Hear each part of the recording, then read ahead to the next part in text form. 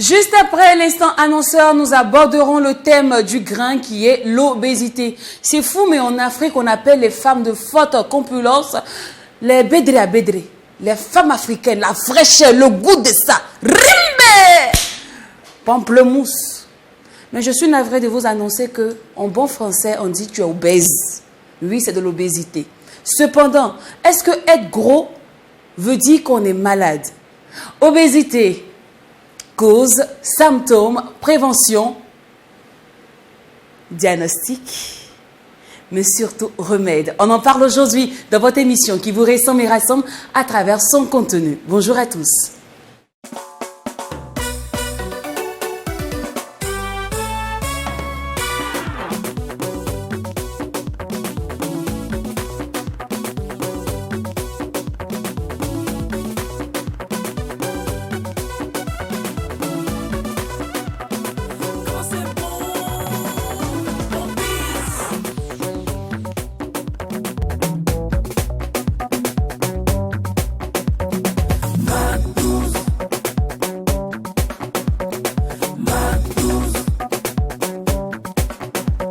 L'obésité sera sifflée aujourd'hui et oui, c'est le nom de notre thé qui sera sifflé dans l'instant grain, un instant qui aura lieu juste après l'instant annonceur. Référez-vous qu'aujourd'hui, le beau national est avec nous encore et avec lui, on parlera du Visa Canada.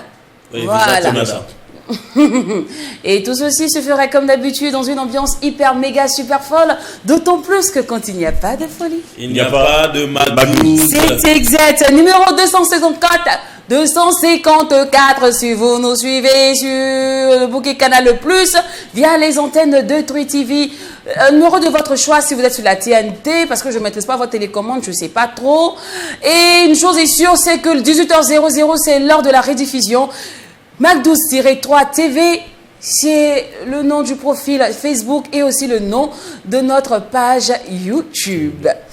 Alors les garçons, vous allez bien? Oui, on va super bien, nous allons bien et on espère de même chez nos Magdouzeurs, vous allez bien, j'espère. Et si vous ne vous portez pas bien, en tout cas, que Dieu vous comble de santé. Une fois de plus, merci pour la fidélité, merci de rester les nôtres sur le Magdouze. Et deux watch, attends.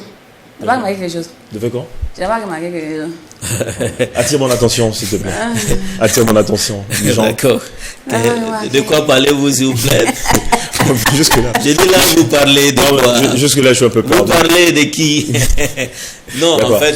La main de Thomas Sankara est lavée. Mais il a dit que le gars n'a pas porté veste aujourd'hui. Non, mais c'est aussi ça. Non. Non, pas du tout. En fait, les vestes, j'en ai assez, mais souvent, il faut changer, il faut aussi étonner souvent les téléspectateurs. Et je suis sûr qu'effectivement, il y a certains Magdouzeurs qui s'étonneront aujourd'hui de me voir en autre tenue que veste, mais en fait, j'ai pas que les vestes dans mes garde-robes, et puis, généralement, les vestes, même, c'est à la télé, sinon, après, je me déguise en autre personne après l'émission. Voilà. Aujourd'hui, les Joe Black dans la vie. Ouais, c'est ça. Aujourd'hui, en tout cas, il a été plus tolérant. Mais ça fait plaisir. Maintenant, on va saluer tous nos téléspectateurs, où que vous habitiez. Alors, vous serez probablement surpris, certainement, de l'extrême diversité qui règne au sein de nos communautés. Et puis, nous savons, quelqu'un le disait, que la culture est un ensemble d'influences subies. Certainement, donc, unissons-nous. Et puis, franchement, le Magdouze rime avec tolérance. Bienvenue une fois de plus dans votre univers de positivité. Le Magdouze, c'est la seule émission qui vous ressemble et rassemble à travers son contenu. Je le disais en entame de cette émission. Aujourd'hui, les ingrédients, les panacées de notre élixir de bonheur sont l'instant grain et l'instant annonceur. Parlant de l'instant annonceur, nous parlons aujourd'hui du Visa Canada avec M. Patrick Gagnon, le beau national. C'est parti.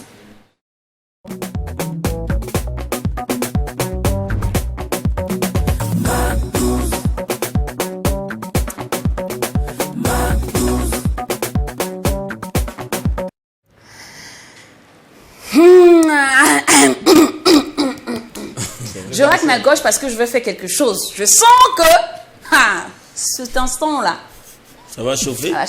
Trop. Déjà, bonjour. Bonjour. Bonjour, bonne arrivée à monsieur Patrick Gagnon. Je dansais, mais on dirait que je dois arrêter de danser. On dirait bien. D'accord. Parce que les infos que j'ai là. Oui, on va comprendre quelque chose. Hein. Mais je suis là pour expliquer, non? Ah, non, d'accord, il est padré. On va mettre l'argent comme ça. Je t'écoute. Il n'aime pas Tu ça. es dans tout. C'est un Le touche à national. tout finalement. Tu es multiprise. Tu es pas. Ah oui. Ah bon, c'est... Le pays est difficile, hein? On doit diversifier. On doit diversifier nos activités, c'est ça? Tout est urgent. Qu'est-ce que tout est urgent? Tu es dans mine. Tu es dans visa. Promotion d'artistes. Tu es là-bas. Même à faire des. Rappeur. Rappeur, tu es là-bas. Tu chantes aussi. Et comment on dit le MMA, c'est ça, non? Oui, oui. MMA. MMA, manager. Manager, quand tu es là-bas. Actuellement, tu as fait des visas. En tout cas, Mais ça fait longtemps. on a aimé. D'accord. Merci beaucoup. C'est un coach aussi en développement personnel. Exactement. à Alors, fait. le Visa Canada, ça fait combien d'années que tu baignes dans ce marigot? Bon, depuis 2016, j'ai commencé à faire en 2016. J'ai arrêté en 2020, honnêtement. Quand il y a eu le corona, là, bon, j'ai arrêté tout ça parce que, bon, avec l'histoire de COVID et tout, bon, c'était vraiment arrêté aussi en même temps. Et puis, bon, j'ai débuté ça en aidant quelqu'un. J'ai aidé quelqu'un et puis après ça, c'est vraiment du bouche à oreille qui a fait que j'ai envoyé peut-être une trentaine, quarantaine de personnes au Canada et aux États-Unis pendant ces temps-là. Donc, Et voilà. comme tu es un visionnaire, tu en as fait un business. Bon, oui, en fait, c'est parce que je trouve que présentement, il y a beaucoup de gens que j'ai envoyés au Canada et puis les gens, c'est toujours par référence. Tout le monde me contacte et puis moi, je refuse toujours les gens présentement. Et puis j'ai dit, pourquoi pas rassembler tout le monde pour leur montrer comment eux-mêmes monter leur dossier. En fait, c'est l'idée, en fait, de la formation que je mets en place, c'est que, bon, moi, quand je montais les dossiers, je faisais ça vraiment moins cher, mais il y a des agences qui prennent 2 millions, 3 millions, 4 millions pour pouvoir faire ça. Et puis, en fait, un montage de dossier, c'est pas trop compliqué, mais il faut connaître l'information de base. Et puis, les gens, souvent, n'ont pas l'information. Je dirais que 9 personnes sur 10 n'ont pas l'information ou ne recherchent pas l'information. Parce que toute l'information est sur Internet, finalement. Mais des fois, se retrouver peut-être dans l'information est un peu compliqué. Et puis bon, pour moi, en étant Canadien, au niveau, par exemple, visa études, tout le cursus scolaire, bon, c'est plus facile pour moi de pouvoir conseiller, par exemple, quelqu'un qui n'a jamais été là-bas. Donc, bon, c'est dans cette optique-là que j'avais commencé ça. Et puis, c'est pour ça que je veux faire la formation pour montrer aux gens et puis, bon, les accompagner par la suite. Alors, pour que ce soit eux-mêmes, quoi, qui prennent en charge leur destinée. D'accord. Alors, quel est le contenu, le sens même de cette formation? C'est de venir s'asseoir et on t'écoute nous expliquer comment partir au Canada ou bien il y a des modules bien précis? Tout à fait. En fait, il y a 5 types de visas différents qu'on peut avoir pour aller au Canada. C'est la même chose pour tout le monde. Hein. Donc, la première des choses, c'est qu'on va parler, bon, premièrement, des 5 types de visas. Donc, il y a visa affaires, il y a visa tourisme, il y a visa étudiant, il y a résidence permanente et puis il y a employé qualifié, excusez-moi. Oui. Donc, employé qualifié qui veut dire, bon, immigrer et avoir un travail, sous la base d'un travail qu'on va aller travailler, par exemple, au Canada. Bon, je dirais que 75% des gens, c'est surtout ce volet-là qui les intéresse le plus. Donc, on veut qualifier les gens qui seront sur place.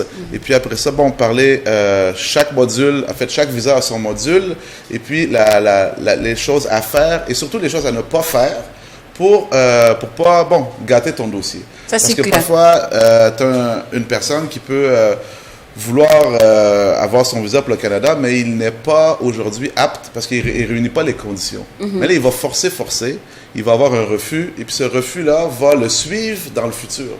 Tandis que peut-être que s'il avait eu la bonne information, aujourd'hui, s'il attendait peut-être 6 mois, 1 an avec la bonne information pour qu'il puisse cadrer vraiment dans le programme canadien, là, dans 6 mois ou 1 an, il va pouvoir y aller. Donc, c'est un peu l'idée de la formation, en fait. D'accord. Monsieur Patrick Gagnon, est-ce que tout le monde peut immigrer au Canada? Bon. Parce que généralement, ceux qui veulent immigrer, qu'ils soient au Canada, aux États-Unis ou en Europe, ce sont des personnes qui forcément ne tirent pas leur épingle du jeu ici en Afrique, au Burkina.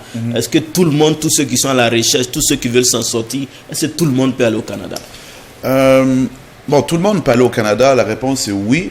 Mais c'est pas tout le monde qui peut aller dans chaque type de visa chaque opportunité qu'il y a. Par exemple, par rapport à l'immigration, on a besoin d'avoir un minimum de connaissances de français parce qu'il y a un test de français qui doit être fait au niveau de l'Institut français. Donc, si tu es en bas du BEPC au niveau scolaire, c'est difficile pour toi de pouvoir avoir accès à ça. Ouais. Donc, au niveau visa étudiant, ça ne sera pas possible. Travailleurs, ça ne sera pas possible non plus. Résidence permanente non plus, ce ne sera pas possible. C'est là que, ces types de personnes-là, par exemple, vont plus aller vers le visa tourisme ou le visa affaires. C'est pas tout le monde qui sont dans les affaires. Ouais. Donc, et puis, c'est pas tout le monde qui ont les moyens aussi de faire le tourisme. C'est ça. Donc, quand on sort du cadre professionnel, souvent, c'est les moyens qui font aussi la différence. Mais pour l'immigration en tant que telle, le Canada ne regarde pas les moyens, regarde surtout la compétence. Okay. Et puis, par la suite, pour le tourisme à faire, ça va être plus les moyens financiers pour être en mesure de prouver, par exemple, que si vous allez au Canada, vous allez revenir par la suite parce que vous avez un visa tourisme. Mm-hmm. Donc, vous n'allez pas faire de façon pour arriver. Et puis, donc, c'est un peu ça. D'accord. Oui. Moi, c'est que aujourd'hui, c'est un très bon programme, il faut le dire, parce que vous n'êtes pas certainement la seule personne à lancer certainement ce programme-là à Ouagadougou, à aider les gens à aller certainement à immigrer au Canada ou aux États-Unis. Alors, Patrick Gagnon, qu'est-ce qui peut vous crédibiliser aux yeux de la population burkinabé? Nous savons déjà que vous êtes Canadien, nous le savons. Donc, je veux dire, qu'est-ce que peut vous crédibiliser aux yeux de la population pour que, franchement, on adhère à ce séminaire, à cette formation-là? Est-ce tout simplement le fait que vous soyez Canadien, ou encore est-ce le fait que je suis Canadien, mais en même temps j'ai des partenaires au Canada et au Burkina Faso qui facilitent forcément le chemin pour ces personnes qui vont adhérer à cette formation? Le fait d'être Canadien, c'est un atout, là. Je vous le cacherai pas, effectivement. Mais dans le cadre de la formation, on a un partenaire d'immigration qui est là avec, en fait, c'est un cabinet de recherche d'employés en Afrique. Donc, eux, ce qu'ils font, c'est qu'ils recrutent des employeurs au Canada. Et puis, ils recherchent des employés, pas seulement au Burkina, mais partout en Afrique. Donc, en Afrique, en Asie, en Amérique du Sud et tout, pour combler les postes. Parce qu'il faut comprendre qu'au Canada, en fait, dans les années 50, 60, il y a eu un baby boom qu'on appelle. Et puis, chaque famille a eu 5, 6, 7, 8, 9 enfants. Et puis, moi, je suis né de ces enfants-là. Donc, ma maman, elle a eu un enfant. Moi, je suis enfant unique. Donc, elle part d'une famille de 6. Et puis après ça, c'est une famille de 1, 2. Donc, tous ces gens-là sont partis à la retraite ou en train de partir à la retraite. Donc, on se retrouve avec 6, 7 personnes sur le marché de l'emploi et puis il y en a seulement 2 pour les remplacer. Donc, c'est pour ça que souvent, on entend parler qu'au Canada, il y a beaucoup d'opportunités d'emploi. C'est parce qu'il y a vraiment un trou béant.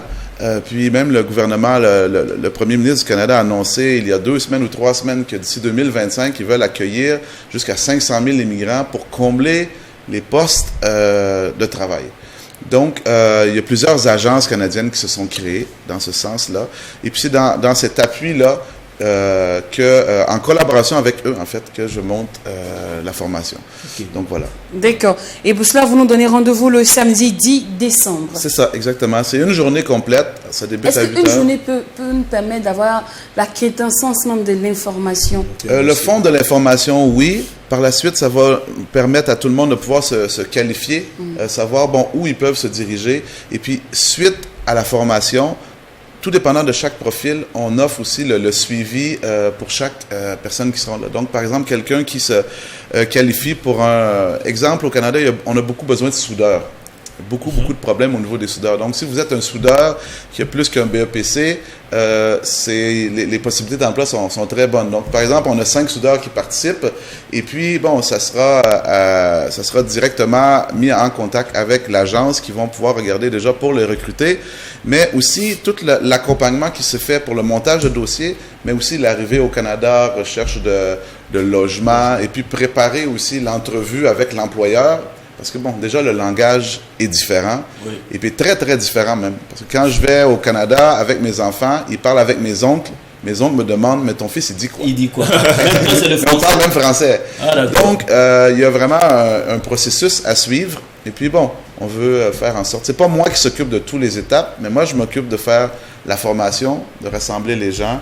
Et puis, le suivi par la suite est fait avec l'agence partenaire. Mais quand même, vous allez mettre les gens en contact avec ces agences. Tout à fait. Vous vous contentez seulement de les former et puis c'est tout. Non, en fait, moi, je suis toujours les gens jusqu'à la fin. On va créer même un groupe WhatsApp. Si aujourd'hui, vous êtes un profil fonctionnaire et puis il n'y a pas de poste pour vous, aujourd'hui, le 10 10 décembre, bon, ça ne veut pas dire que le 10 janvier, il n'y en aura pas. Donc, à chaque fois qu'il y aura des nouveaux postes qui vont suivre, on va aussi les balancer dans le groupe. Et puis, bon, comme je dis à tout le monde, j'accompagne exclusivement les gens qui participent à la formation. D'accord. Pourquoi? Parce que je veux qu'on soit au même niveau d'information. Et puis, je pense que c'est dans la connaissance qu'on peut avancer. Et quelles sont les conditions de participation? Conditions de participation sont de 165 000 francs CFA par participant. Et puis, après ça, il faut avoir un bon niveau de français. Si on n'a pas un bon niveau de français, puis on n'est pas en mesure de pouvoir bien me comprendre, c'est un peu compliqué. Donc, si par exemple quelqu'un a un moins bon niveau et il y a son petit qui a un meilleur niveau, bon, peut-être, si c'est son petit qui vient, ça serait mieux. D'accord. Donc, là-bas, on ne parle pas moré. Bon, Moré, c'est Billy Bill Foubala. Un peu comme ton Moré à toi. Là. D'accord. Lui, il est tranchant. Hein. Je t'ai dit. Oui, c'est ça. Un peu comme mon Il est moré très à fort, moi. ouais. D'accord. Très fort. Alors, Visa Canada, le séminaire est prévu pour le samedi 10 décembre à partir de 8h jusqu'à... 8h30 jusqu'à 17h, 18h, 19h. Bon, tout dépendant des questions. Tous les gens qui ont des questions sur place, bon, on va répondre déjà à tout, mais au fur et à mesure, les gens vont pouvoir aussi poser leurs questions. Donc, si on doit durer jusqu'à 20h, là, en tout cas, on va durer jusqu'à temps que tout le monde soit satisfait et qu'ils ressortiront avec le sourire. Ok. Et le lieu? C'est à la maison d'entreprise. Maison C'est mon lieu de prédilection. Maison d'entreprise, voisin de la chambre de commerce, face à Télécel. Bon, ok. D'accord, ok, bon, on va pardonner pour aujourd'hui. D'accord, donc rendez-vous le 10 décembre à la maison de l'entreprise à partir de 8h. Et les conditions de participation est simple, vous vous inscrivez avec 165 000 francs. 165 000.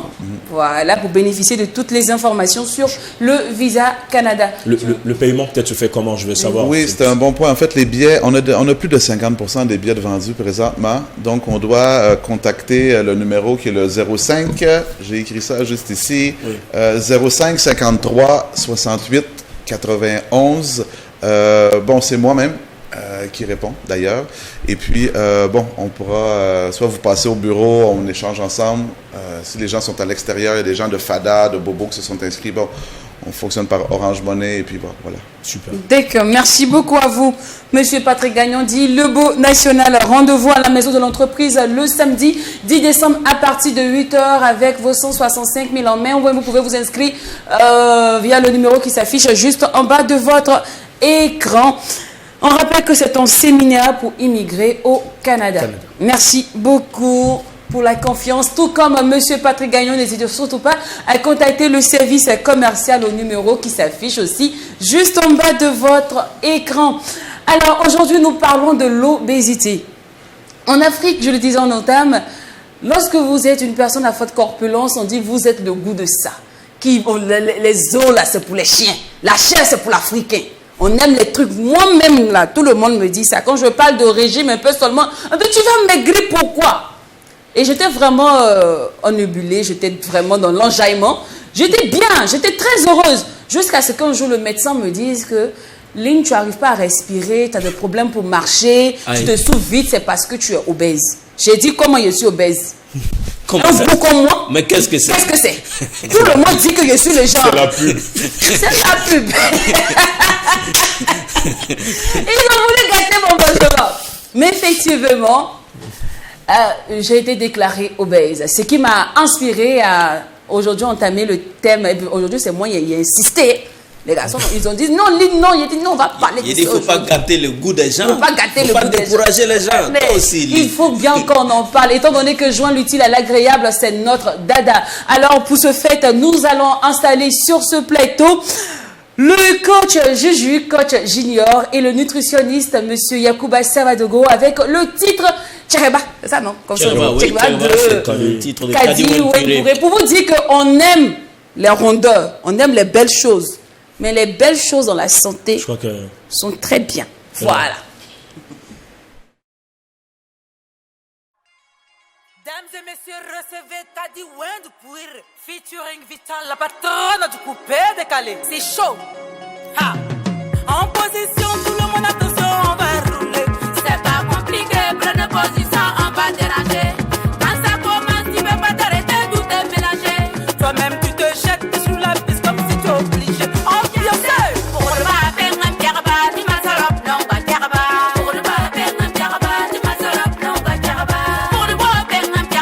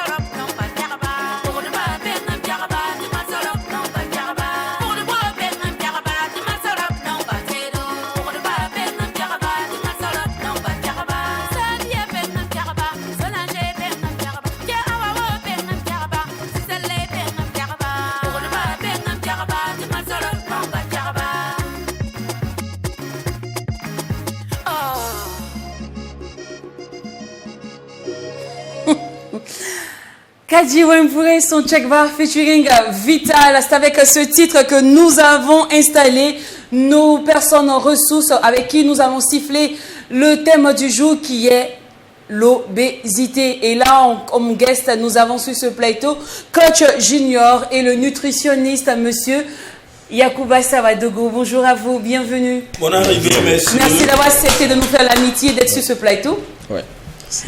Alors, l'obésité, on en parle maintenant, dans l'instant grain.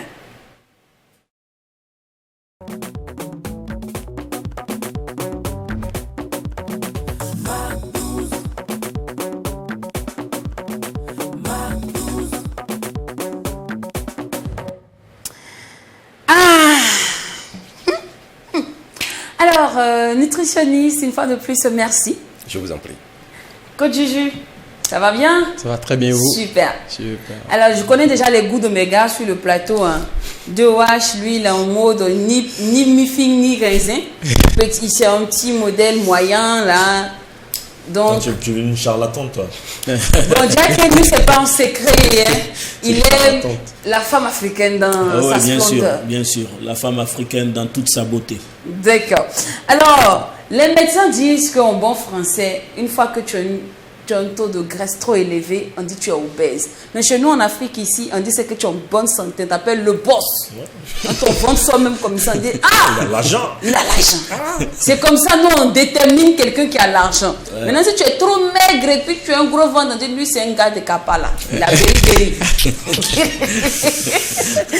Alors, vous voyez bien ici, tout se fait dans l'amour, dans la joie, dans l'amour, dans la tolérance, mais surtout dans l'utilité. Alors, coach, moi, je vais commencer avec vous d'abord sur la définition de l'obésité, une définition exacte. Ok. Bon, l'obésité, c'est l'excès de graisse dans le corps. Voilà, on peut facilement définir l'obésité ainsi. L'excès de graisse dans le corps. Est-ce que quelqu'un qui est mince peut avoir un excès de graisse? Non, c'est pas possible. Quelqu'un qui est mince ne peut pas avoir un excès de graisse dans le corps. Voilà, puisque pour pouvoir définir que tu es obèse, il faut calculer forcément l'IMC. Voilà, c'est l'indice de masse corporelle. Donc c'est très important déjà. Donc quelqu'un qui est mince ne peut pas, on ne peut pas dire qu'il est obèse. D'accord. Voilà. Notre cher nutritionniste, est-ce que vous partagez l'avis du coach? Bon, plus ou moins. C'est une définition simple, simplifiée. Sinon, on peut encore pousser un peu la définition de l'obésité, qui peut être définie comme un déséquilibre entre les calories que nous consommons à travers les aliments, bien sûr, en rapport avec les dépenses. Et s'il y a un déséquilibre, ça veut dire qu'il y a un problème. Et pour même définir d'abord même l'obésité, il y a d'autres définitions qu'il va falloir définir pour que dans les thèmes, bien sûr que nous allons développer, il y a beaucoup de termes qui vont sortir pour que les gens puissent quand même comprendre. Partant de là, il faut comprendre d'abord qu'est-ce que c'est que la nutrition. Ok. Alors, la nutrition est une science qui étudie les aliments, les dégradations dans l'organisme, ça veut dire l'utilisation par nos cellules, qui sont les nutriments issus de cet aliment, dans le but unique de donner un bon fonctionnement à nos cellules, à notre corps. Mais malheureusement, il y a souvent soit une malnutrition qui est définie par excès, comme il a dit, par l'accumulation des graisses, des énergies que vous ne utilisez pas, vous ne consommez pas, ou par défaut. Donc, quand il y a un défaut, souvent c'est plus facile de remonter la personne, comme vous l'avez dit, des personnes qui ont un poids inférieur au poids normal par le calcul de l'IMC, comme il vient de le dire. C'est facile pour ces gens-là de les remonter. Mais le gros problème, c'est ceux qui prennent trop par rapport à leur consommation normale, comment faire pour les ramener vraiment à un niveau raisonnable, c'est ça qui cause problème. Et c'est ces personnes qu'on les appelle les personnes en état d'obésité. Et il y a plusieurs formes aussi d'obésité. Ok, justement, j'en venais justement, mais avant, je veux savoir, cher nutritionniste, est-ce que, je dirais, le déséquilibre de la nutrition est la seule cause de l'obésité? Est-ce que c'est parce que je ne me nourris pas bien ou bien je me nourris de trop, je dirais ça comme ça, que je deviens obèse? Est-ce que, parce qu'en Afrique, on dit c'est parce que tu manges trop que tu grossis. Oui, c'est ce qui vient couramment. Oui et non. Pourquoi? Il y a d'autres facteurs qui peuvent être des facteurs génétiques, héréditaires. Il y a des familles quand même qui sont dodues, comme on aime le dire. Et il y a des facteurs aussi environnementaux, il y a des facteurs socio-économiques. Et je le dis souvent lors de mes conférences que même le foyer peut être source d'un départ d'obésité. Ben, quand on est bien dans son foyer, on peut prendre des kilos parce que soit on est bien nourri et tout ça, ça rentre dans le cadre d'une mauvaise alimentation, la bouffe. Donc il y a beaucoup de facteurs qui rentrent en ligne dans ce problème d'obésité. D'accord. On nous dit fréquemment manger des fruits et légumes couramment, matin et soir, 3 fois par jour, des légumes verts. Est-ce que c'est vrai? Moi, je veux savoir, avant d'avoir la version de nutritionniste, est-ce que manger des fruits et légumes 3 fois par jour et des légumes verts nous évite l'obésité? Bon, on ne peut pas forcément justifier cela par ça, mais sur le mot que ça reste important, quoi. Voilà, c'est vraiment pas négligeable aussi. Voilà, ça permet aussi d'équilibrer, hein. Voilà, donc je pense que ça reste toujours important de continuer à consommer ces zones d'alimentation. D'accord. Alors, cher nutritionniste, monsieur Yacoba, l'on dit que le sucre aussi fait grossir, mais on nous parle de consommer des fruits et légumes, sachant que les fruits sont très sucrés. Moi, comme ça, moi j'aime la mangue. Moi, quand je commence à manger la mangue, je peux manger 5 mangues, 10 mangues. Tout ça, c'est les fruits. Et c'est le sucre aussi. Et c'est le sucre aussi. Mais c'est vous qui avez de manger des fruits et légumes. Moi, c'est mes fruits qui sont là. Oui, ça, c'est que vous êtes en train de dire, c'est vrai. Mais il va falloir encore pousser davantage cette façon de voir le sucre, puisqu'il y a plusieurs modèles de sucre. Les sucres qui se situent dans les fruits et légumes sont du sucre qu'on appelle du sucre lent. En fait, ce n'est pas du sucre qui fait un pic glycémique. Ça veut dire que quand vous le prenez immédiatement, ça ne rentre pas directement dans le sang. Il y a un processus de métabolisme qui prend du temps. Donc le temps que ce sucre-là transite pour aller dans le sang, la quantité est faible. Par contre, il y a des sucres qu'on appelle le sucre direct. Et ce sont ces sucres qu'il faut combattre.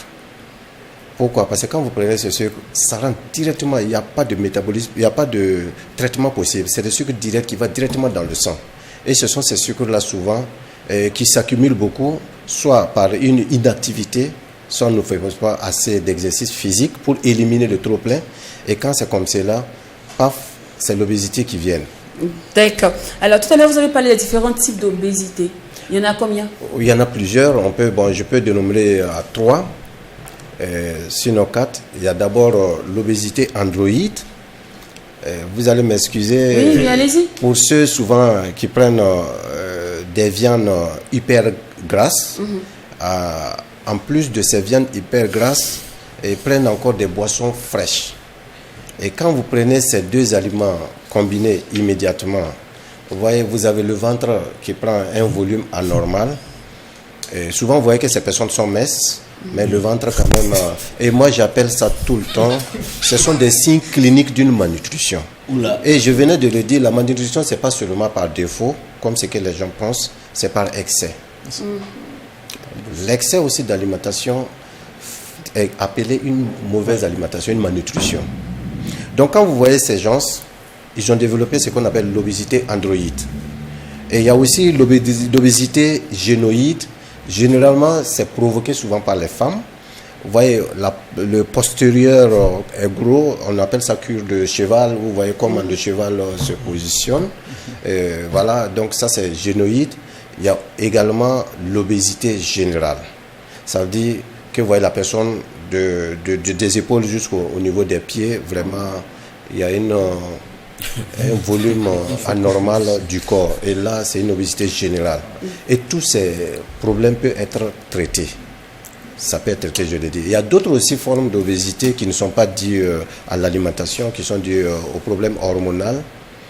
Voilà. Et ça aussi, avec l'apport des médecins en médecine interne, il peut arriver à bloquer ces hormones qui font grossir ces personnes pour vraiment permettre. Sinon, même ces personnes, vous les mettez à jeun, comme vous ne les donnez pas à manger, ils vont toujours continuer à grossir. Ils vont mourir peut-être par manque de nutriments, mais ils vont rester toujours obèses. D'accord. Est-ce que quelqu'un qui est gros est forcément malade? Veut dire, une fois comme tu es gros, ça veut dire que tu es en train de devenir malade ou bien tu es sujet de maladie? Bon, depuis 1997, si j'ai bonne souvenance, l'OMS a déclaré l'obésité comme une maladie chronique. Vous savez, le problème de l'obésité en tant que tel n'est pas un problème, ce sont les conséquences et les sous-conséquences qui sont très dangereuses. Les conséquences, l'obésité n'est pas aussi dangereux que ses conséquences. Ses conséquences aussi n'est pas aussi dangereux que ses sous-conséquences. Parce que ça veut dire que l'obésité vous amène à développer certaines conséquences et ce sont ces sous-conséquences qui vous tuent. Je prends un exemple très simple. Quelqu'un qui est obèse comme cela se sent dans sa peau. Mais qu'est-ce qui va se passer? La personne peut développer des maladies chroniques telles que les maladies cardiovasculaires, le diabète, l'hypertension. Mais quelqu'un qui a le diabète, généralement quand vous le voyez, vous ne pouvez pas le sentir. Ce n'est pas quelque chose qui est visible. Mais qu'est-ce qui est encore plus dangereux? C'est les sous-conséquences de ces conséquences que le diabète a causées. C'est quoi? La personne peut développer des maladies, des problèmes rénaux, l'insuffisance rénale. La personne peut avoir une rhinopathie, peut être aveugle à l'issue de ça. La personne peut développer des problèmes neurologiques. Donc, ce sont ces conséquences et ces secousses, ces conséquences qui sont morbides pour cette personne. Donc, ça veut dire qu'il faut éviter que l'obésité s'installe pour éviter de gérer les conséquences qu'on n'arrive même pas à bien gérer et les sous-conséquences qui sont très mortelles. Jacken? Oui, alors je voulais vraiment qu'on soit pratique. Tout à l'heure, vous avez parlé de l'obésité génoïde, c'est-à-dire au niveau du postérieur, c'est là-bas qui est beaucoup plus développé. Sur la forme. Retenu. Oui, en fait, est-ce que cette personne est véritablement malade? Parce que on a des personnes qui... quand vous voyez la forme, c'est vraiment le postérieur qui est beaucoup plus remarquable. Sinon, le ventre, il est plat. Développé. Voilà, développé. Le ventre, il est plat. Bon, sa forme, même ses épaules sont normaux et tout ça. Mais c'est au niveau du postérieur qui est plus développé. Est-ce que cette personne est malade? Pas forcément. Prenons le cas de notre champion national, Iron Bibi. Ben, on ne peut pas dire que c'est une personne obèse. Parce qu'il faut faire le calcul, comme on l'a dit. Il y a même des quand calculs on est scientifiques. gros, on n'est pas forcément obèse. Puisqu'il y a l'état de muscle qui peut amener quelqu'un à développer certaines formes. Comme par exemple, je parle de notre champion, m'excusez, peut-être que je n'ai pas le droit d'appeler son nom. Non, allez-y. Voilà, comme lui par exemple. Mais tout se passe par un calcul scientifique. Comme le coach en sport le disait, il faut calculer l'IMC. D'accord. Voilà. Alors, parlons même d'IMC, coach. Tout à l'heure, vous avez en parlé. Oui. Vous avez dit que c'est l'indice de masse corporelle. Bien sûr. Alors, comment ça se calcule et à partir de combien d'indices on dit que tu es obèse? Ok, normalement, l'IMC se calcule par le poids divisé par la taille au carré. Ça veut dire, exemple, si je fais 80 mètres, ok, si je fais 80 kilos et j'ai 180 mètres, je vais multiplier les 180 fois 2, ok, et diviser les 80 divisé par les 180 au carré, si on se comprend. D'accord. Voilà. Donc, à partir de ça, tu pourras trouver ton IMC. Maintenant, les chiffres compris entre de 25 jusqu'à 27, à partir de là, déjà, l'obésité commence. Ouais, à partir de 25 en allant. En allant. Oh, ok, quelqu'un qui m'a dit à partir de... Une fois qu'on arrive à 30. Ça, c'est d'autres types d'obésité, parce qu'on en a plusieurs. Ouais. D'accord.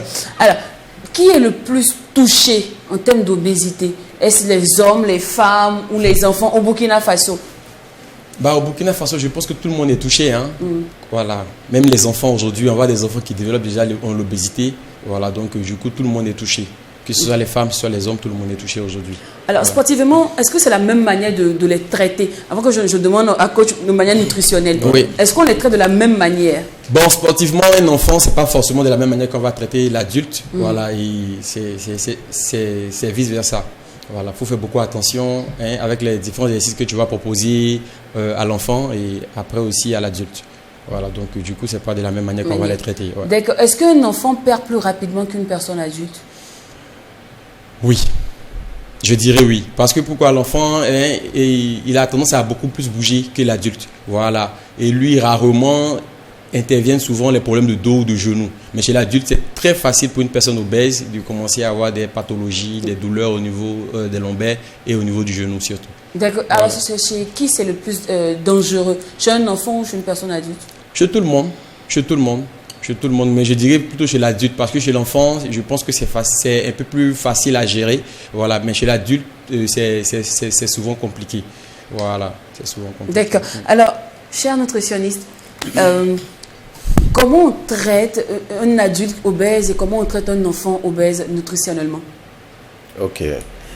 D'abord, avant tout traitement, on doit poser d'abord le diagnostic.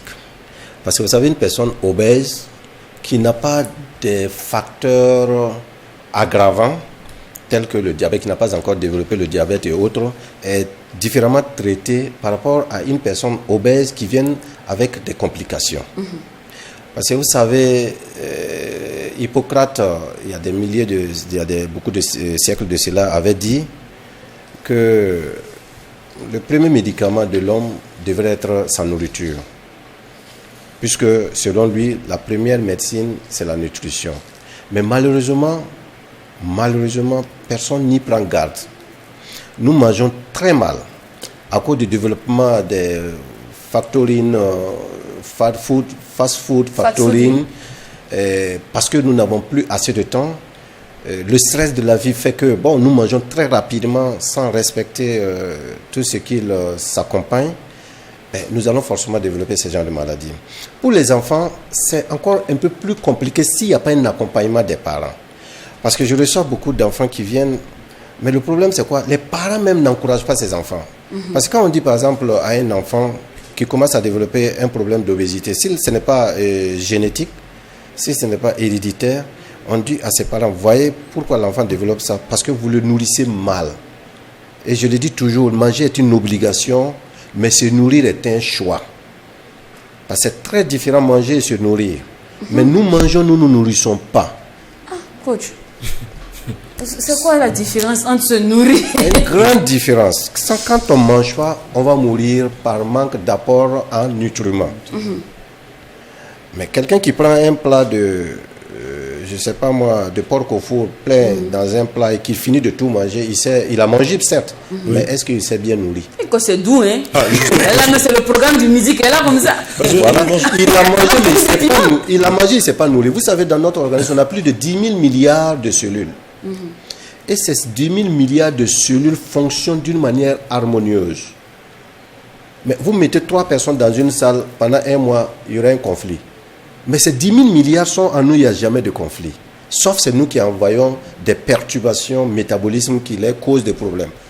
Ça veut dire quoi? Il y a des portions d'aliments à consommer selon ce que nous faisons. Par exemple, quelqu'un qui n'est pas un athlète olympique, vous n'allez pas le nourrir comme quelqu'un quand même qui fait 1000 mètres plats tous les jours. Quelqu'un qui a une activité qui ne demande pas de trop bouger, on doit pouvoir être capable de calculer sa ration alimentaire journalière par rapport à l'apport que l'organisme en a besoin. Prenez un exemple, quelqu'un qui est inactif et qui a besoin par exemple de 1400 kilocalories par jour et que la personne passe le temps à manger, ce n'est que je prends un seul fruit, les dattes, que vous connaissez bien. Oui. Les petites dattes que vous voyez a une valeur calorique. Ça tamaro qu'on dit, voilà, a une valeur calorique de 100. Quelqu'un qui va prendre 20, à combien? À 2000 calories. Ça veut dire qu'il n'est pas actif là. Il a tout ce qu'il faut, plus 400 calories de plus pour sa ration journalière, pour que l'organisme fonctionne. Mais en plus de ça, ils vont prendre un coca ajouté, ils vont prendre le riz ajouté, ils vont prendre la viande ajoutée, ils vont prendre beaucoup de nutriments ajoutés. Mais la personne est en train de faire un téléchargement de l'obésité avec les conséquences que je viens de citer. Donc, pour traiter ces gens, il faut d'abord faire le diagnostic. Si la personne n'a pas encore commencé à développer les facteurs comorbidité. Et si ces personnes n'en ont pas maintenant, tout ce qu'il faut, il faut lui mettre sous un régime. Je n'aime pas les régimes drastiques. Manger, c'est un plaisir. Je le dis, il ne faut jamais enlever ce plaisir. Maintenant, c'est les portions qu'il faut amener à la personne à respecter. Voilà. Si la personne prenait, par exemple, comme vous le dites, 10 mangues, ce n'est pas une bonne nutrition. D'accord. Mais quand je vous parlais de régime, pendant qu'aujourd'hui, il y a la slave, comme ça on dit non, la slave qui est là, il y a la chirurgie, il y a les thés amincissants. Oui. Tout ça, ça aide. Il y a- Il y a les secrets, tout ça là. Oui. Est-ce qu'on doit faire encore? C'est D'abord- pas même d'aller directement À l'essentiel. Bon, d'abord, moi, je ne conseille pas trop d'aller directement comme cela. J'ai fait une émission, je crois même que c'est sur votre antenne ici, sur les thés amaigrissants. Vous savez, il ne faut pas aller directement sans savoir. Parce qu'il faut d'abord maîtriser sa maladie avant d'aller à un traitement. Si vous allez directement à un traitement, on ne sait même pas ces thés sont faits de quoi. Et vous risquez de faire un déséquilibre dans un problème que vous avez. Et ça va créer encore d'autres problèmes. Donc, il ne faut jamais faire une prise en charge, une auto-prise en charge. Il faut toujours aller voir un médecin nutritionniste qui puisse vraiment vous aider. Et s'il a lieu de prescrire des thés, et c'est à lui de savoir quels sont les thés qu'il vous apporte. D'accord. Diwash. Alors, certainement, on parle d'obésité et on fait ici un grand rapport avec tout ce que nous consommons comme aliments. Certes, je ne sais pas qui sera habilité à répondre à cette question, parce que cela revient des personnes dépressives. On dit souvent que les personnes dépressives, c'est parce que le gars il a la dépression, qu'il a pris du poids et tout ça. Est-ce que cela est explicable? Est-ce qu'on peut comprendre cela? Oui, dans l'explication, j'ai parlé des facteurs sociaux, économiques et tout ça, ça fait partie. Et j'ai pris un exemple simple pour faire rire la galerie, dire que le mariage même peut être un facteur. Vous savez, le stress, c'est la maladie la plus silencieuse qui tue. Ah bon? Ça, je vous le dis. Okay. Et ce stress, quand vous êtes stressé, qu'est-ce qui se passe? D'abord, vous avalez sans calculer. Quand vous arrivez, vous avez tendance à manger rapidement. Alors que la digestion commence d'abord par la mastication. Quand vous mettez l'aliment dans la bouche, la prédigestion commence par là-bas. Qu'est-ce qui se passe? Dieu n'a pas fait les choses au hasard.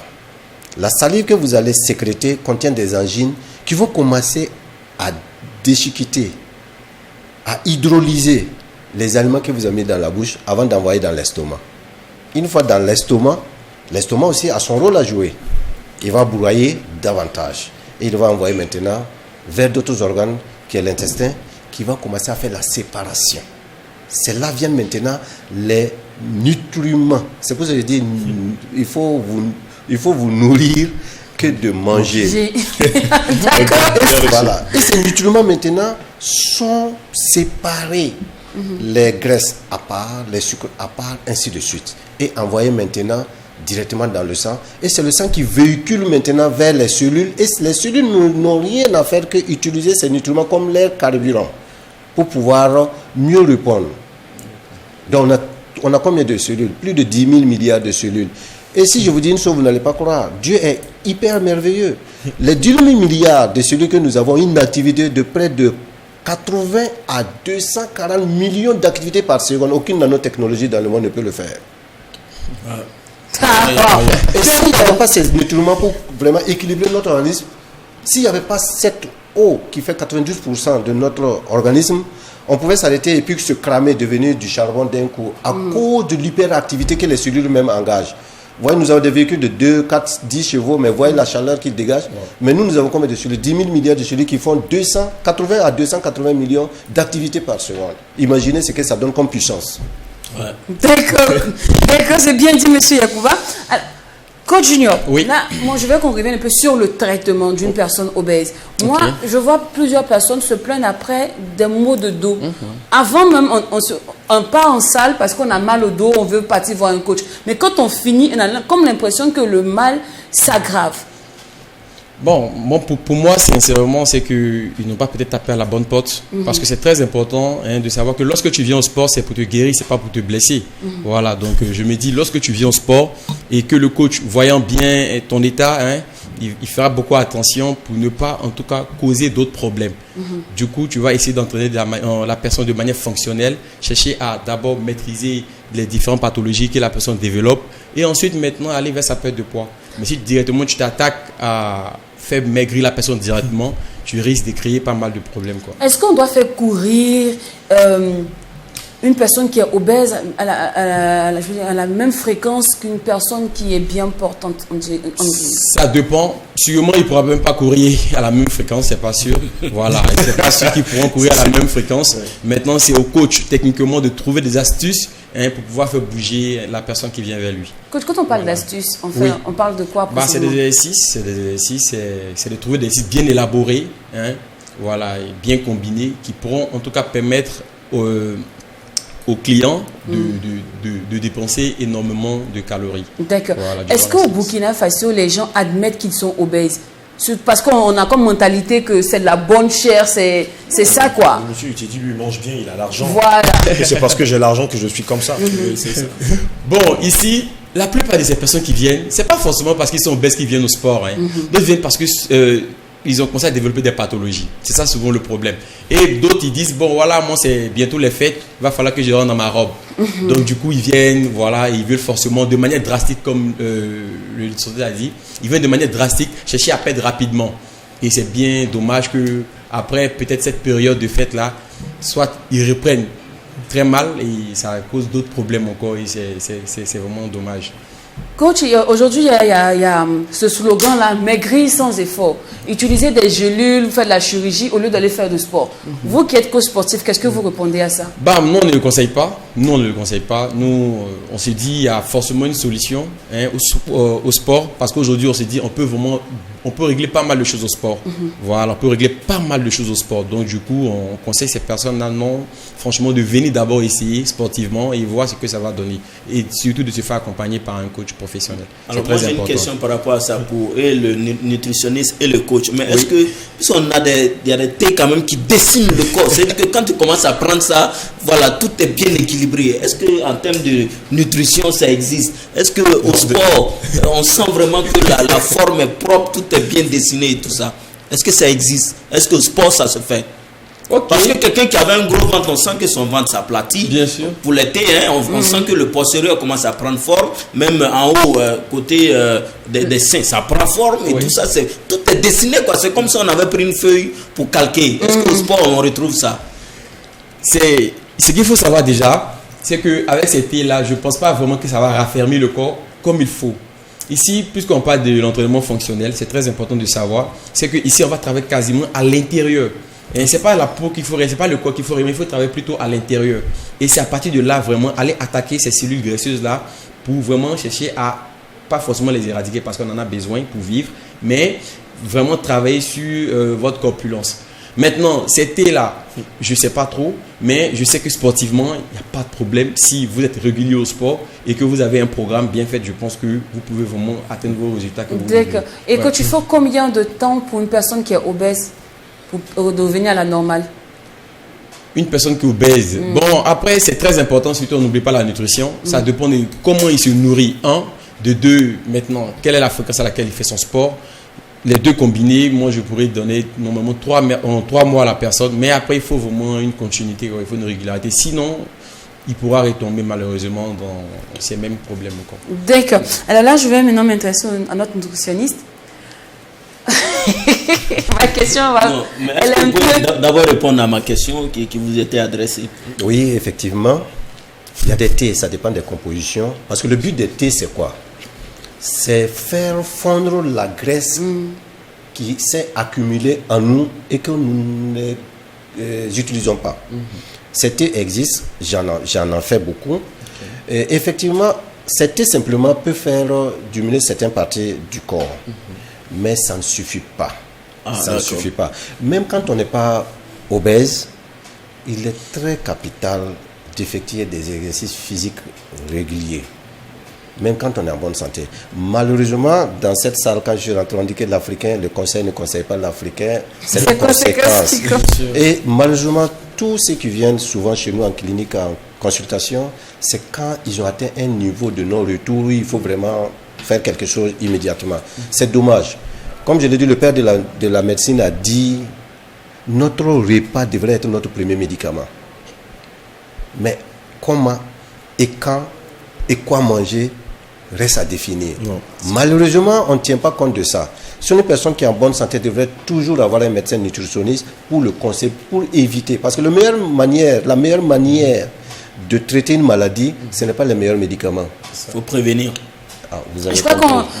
qu'on mérite une émission spéciale nutritionniste afin de mieux découvrir le métier. Qu'est-ce que vous en pensez, les gars? Ouais, c'est super. Pourquoi pas, ça le Pourquoi fait. pas? Ça le fait. Question. Monsieur Yacouba, vous êtes partant? Ben, je le suis métier. partenaire de cette télé, c'est pas aujourd'hui. Ah, ok, c'est super. Alors, donc, Quand même, difficile on se fera comme plaisir très bientôt de faire une émission type nutritionniste afin de mieux maîtriser ce métier parce que chez nous, au Burkina, dit c'est la chose des boss. Ça, si tu as marché un peu 2-3 fois, tu n'as pas besoin d'un nutritionniste. Voilà. C'est ce que nous. C'est ça, nous faisons que rappeler les gens. Surtout, n'oublions pas nos valeurs ancestrales. Pourquoi en Afrique avant, nos parents n'avaient pas ces maladies que nous constatons aujourd'hui? Voilà. On ne parlait pas de cancer, on ne parlait pas de problèmes Diabète. cardiaques, de diabète. De tension. Pourquoi? Et j'ai fait une émission avec des professeurs aux presses Norbert Zongo où j'ai développé ce genre de thèmes. Parce que nous oublions souvent d'où nous venons. On copie tout. Quand vous allez aujourd'hui voir les gens s'alignent, ils ne savent même pas de quoi faire ces fast-food.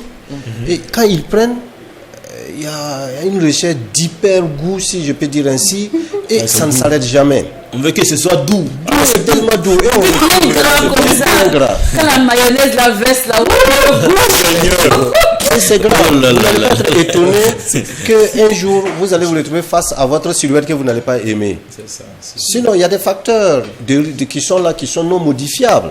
Comme je dis, le facteur génétique, qu'on peut jouer même malgré ça dessus. Il y a aussi le facteur de maternité Oui. qui est là. C'est pour ça que l'obésité frappe plus le genre les femmes que les hommes. Mais malheureusement, c'est en train, comme quelqu'un l'a dit ici, vraiment de se généraliser. Mais tout ça, c'est dû vraiment au changement de notre comportement alimentaire. Merci beaucoup, coach Yacouba Sawadogo, pour toutes ces informations. Merci à coach Junior pour les informations sportives sur l'obésité. Jacqueline de Wash, rendez-vous demain, même heure, même canal. Et n'oublie surtout pas que ce qui se passe au Mac 12. Ne reste pas au McDo. Et quand c'est bon, On Bon bis. bis. à demain.